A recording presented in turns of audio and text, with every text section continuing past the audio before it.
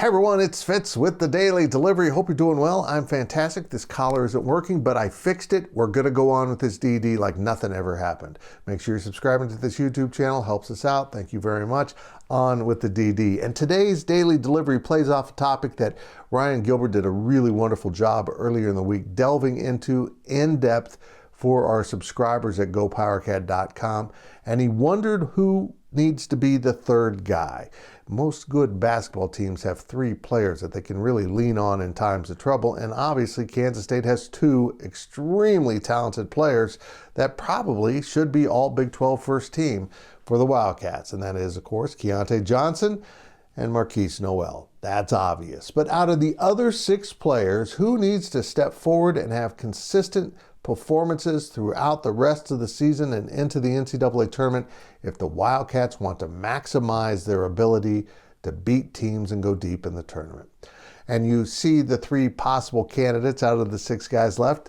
They were in the photo at the start of the video, and they're kind of obvious. But let's start and go through those guys. And we start with sophomore guard Cam Carter. And Cam's a special player. Cam's a talented player, but Cam's best years are ahead of him. I think he will be one of those three eventually for K-State. But for right now, his shot's a little bit too inconsistent. His game's a little bit too inconsistent.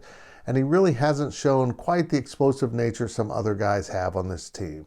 Yeah, he can do a lot of damage with defense and rebounding, but really the third guy needs to be a consistent, reliable scorer.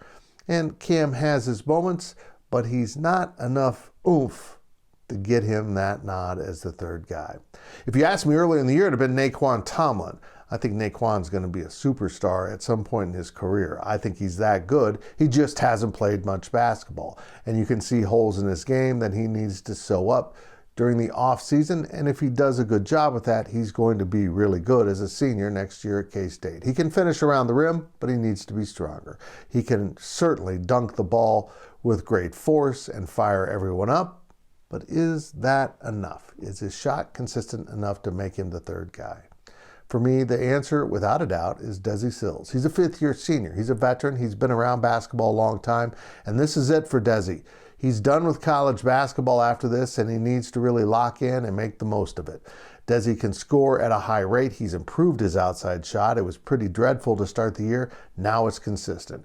But mostly Desi does his damage when he heads to the rim. When he gets into a broken court or breaks down a defense and gets to the rim, he's really good at finishing at the rim. And that's why he's my choice as the third element for K-State. If Desi continues to make plays, explosive plays in defense that turn into offense or just breaking down defense, Kansas State is going to go a long way in March.